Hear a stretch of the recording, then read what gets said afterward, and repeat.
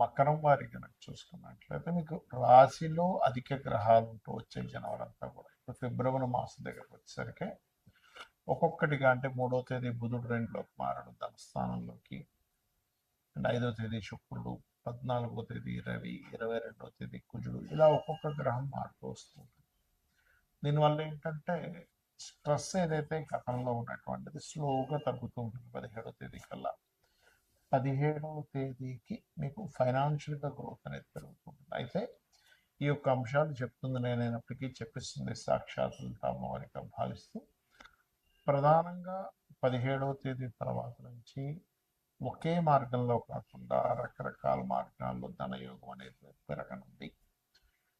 అయితే ఈ సాఫ్ట్వేర్ రంగాల్లో ఉండేటువంటి వారికి, సాఫ్ట్వేర్ రిలేటెడ్ సంబంధించిన యాప్స్ క్రియేట్ చేసేటువంటి వారికి, కొన్ని అకల్ట్ రిలేటెడ్ మూలంగా, కొన్ని రీసెర్చెస్ మూలంగా ధనయోగం కోసం ప్రయత్నం చేసేటువంటి వారికి చాలా అనుకూలంగా ఉంది.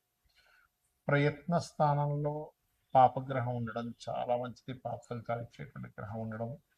కాబట్టి శని చక్కగా అక్కడ అనుకూలిస్తాడు. కాకపోతే 6లో గురువు ఉన్నందుకు గురువులతోనే మిమ్మల్ని గైడ్ చేసేవారు లేకపోతే మీ యొక్క మంచి చెప్పేవారితో కూడా ఒక్కోసారి మీకు శత్రుత్వాలు పెరుగుతూ ఉంటాయి. కాబట్టి ఈ విషయంలో జాగ్రత్తగా ఉండండి. ముఖ్యంగా 2, 3, 4 తేదీలు మీ యొక్క జీవిత భాగస్వామి కుటుంబ సభ్యులతోని లేదా మీ యాన్స్టర్స్ ప్రాపర్టీ తాతగారి ఆస్తి విషయంలో తెలియని చిన్న చిన్న ఘర్షణ వాతావరణం చూపిస్తుంది. కాబట్టి ఈ యొక్క విషయంలో కాస్త జాగ్రత్తగా ఉండండి. అందులో ప్రధానంగా మీరు ఈ 20, 22, 23 తేదీల్లో కొంచెం ఏదైనా అగ్రిమెంట్ చేసుకునేటప్పుడు కొంత జాగ్రత్త వహిస్తూ ఉండాలి.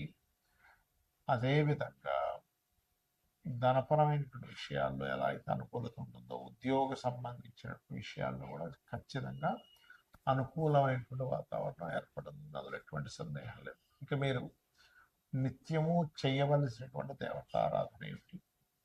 లలితా సహస్రనామాలు ఎక్కువగా చేయండి.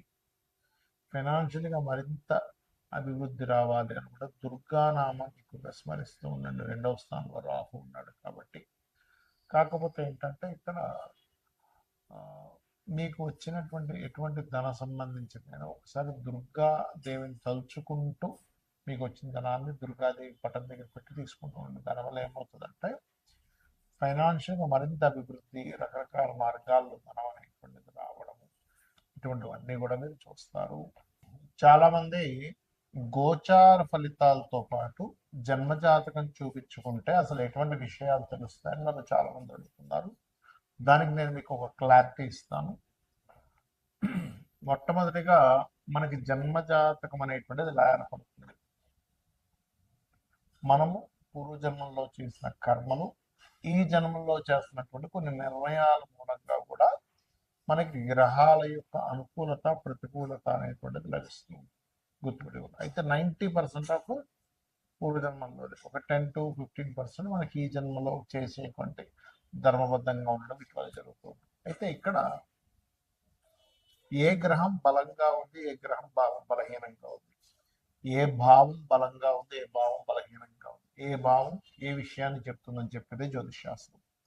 అంటే దీనివల్ల మనకేమిటి అంటే చూడండి, మన బాడీలో, మన శరీరంలో ఫలానా వైటమిన్స్ తగ్గాయి అని తెలుసుకున్నాక ఏం చేస్తాం? వైటమిన్స్కి వస్తుంది సమ్ టాబ్లెట్స్ తీసుకోవడం, పిల్స్ తీసుకోవడము, లేకపోతే ఫలానా ఫుడ్ తీసుకోవడము, ఫలానా ఫుడ్ ఆపడము చేస్తూ ఉంటాం కదా. ఎందుకు? శరీరం బాగుండడానికి. అలాగే మన జన్మజాతకంలో ఉండేటువంటి యోగాలను పరిశీలన చేసి ఏ భావం బలంగా ఉంది, బలహీనంగా ఉంది. ఉదాహరణకి వాళ్ళు శారీరకంగా బలహీనంగా ఉన్నారు అంటే లగ్న భావం బలహీనంగా ఉందని అర్థం. అప్పుడేంటి? ఆ లగ్న భావాన్ని స్ట్రాంగ్ చేయడానికి లగ్నాధిపతి ఎక్కడున్నాడని తెలుసుకొని దానికి సంబంధించిన దానాలు ఇవ్వడము, దానికి సంబంధించిన ఫుడ్ తీసుకోవడము చేస్తూ ఉంటాం. అలాగే ధనం ఎంత మనం ప్రయత్నం చేస్తున్నా ఇవాళ రేపు సొసైటీలో ఇబ్బంది పడుతుంది ఏదైనా ఉంటే ధనం కోసమే ముఖ్యంగా. దాని తర్వాత రోగ శత్రువుల కోసం ఇబ్బంది పడుతూ ఉంటారు. అయితే ఇక్కడ ఈ ధనాధిపతి ఎక్కడున్నాడు అనేది ముఖ్యంగా తెలుసుకోగలగాలి.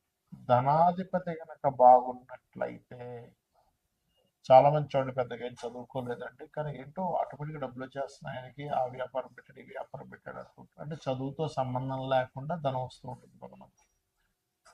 మరి కొంతమందికి అసలు ఆయన పెద్ద పని చేసే అవసరం ఉండదు.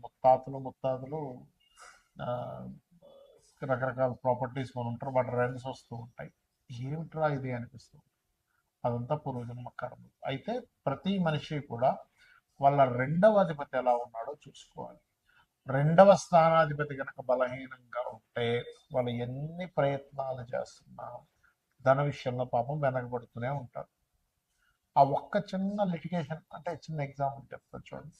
ఒక వ్యక్తికి ఇక్కడ క్లాట్ ఏర్పడింది అనుకుందాం. ఈ చెయ్యి కాలు తిమ్మిరికి అయి పెరాలసిస్ వచ్చింది, సంథింగ్ ఆగిపోయింది. మీరు మీరు ఎంత చేస్తున్నా సరే మీకు సెట్ కాదు అంత ఈజీగా. క్లాట్ ఎక్కడ ఏర్పడిందో అది కరగాలి.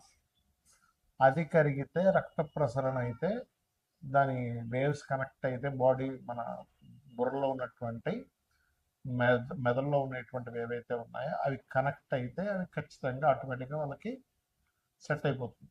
అట్లాగే మనం పూర్వజన్మల్లో ఎక్కడ ఏ కర్మ మూలంగా అక్కడ ఆగింది, దానికి సంబంధించినటువంటి విషయంలో మనం ఎట్లా తెలుసుకోవాలి అనేటువంటి విషయం చెప్తుంది జ్యోతిషాస్త్రం.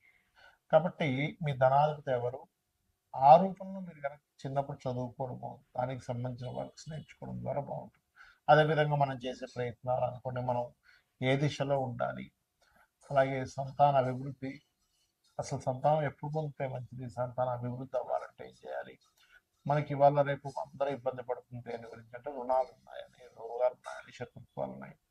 ఇవి అసలు ఎందుకు ఏర్పడుతున్నాయి, మనం ఏ కర్మ వల్ల వీళ్ళందరూ ఏర్పడ్డారు మన చుట్టూ, అలాగే వివాహం అసలు ఎప్పుడు చేసుకుంటే మంచిది, ఇలాగా అనేకమైన విషయాలు. అంటే ప్రొఫెషన్లో ఎందుకు ఎదగలేకపోతున్నాం, ప్రొఫెషన్లో ఎక్కువ చేంజ్ అయితే మంచిదా, విదేశాలకు వెళ్ళుంటే మంచిదా, లేనట్లయితే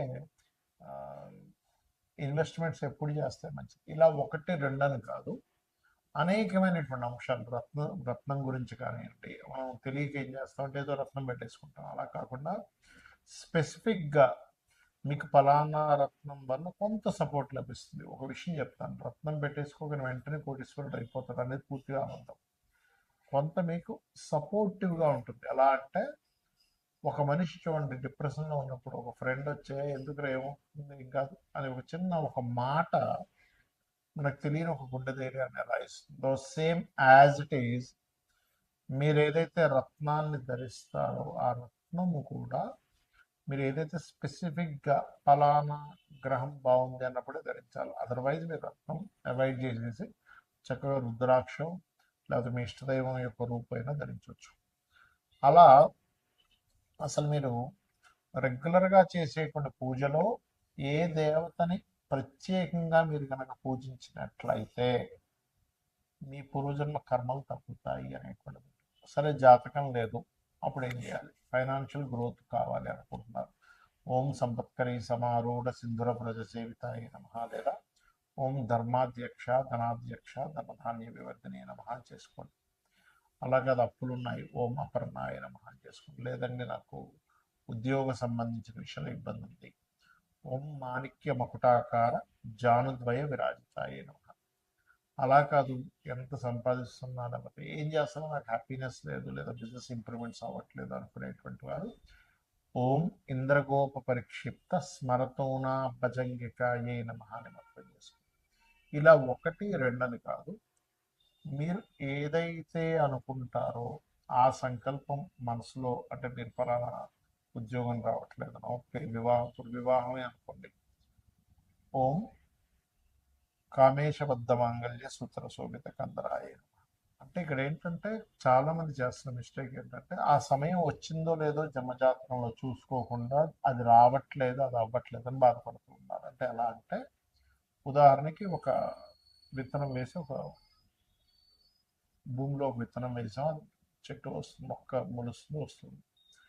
మొలుస్తున్నప్పటి నుంచే మనం చూస్తూ ఏమిటి దీనికి ఇంకా పళ్ళు రావట్లేదు, పుష్పాలు రావట్లేదు అంటే అట్లా అదొక ఏజ్ వచ్చిన తర్వాత ఇన్ని సంవత్సరాలకి అది పుష్పాలు ఇస్తుంది లేకపోతే ఫలాలు ఇస్తుంది అనే ఒక నాలెడ్జ్ ఉందనుకోండి, అప్పుడు హ్యాపీగా ఆ ఇన్ని సంవత్సరాల తర్వాత వస్తుంది అని ఒక ఫిక్స్ అయి ఉంటుంది.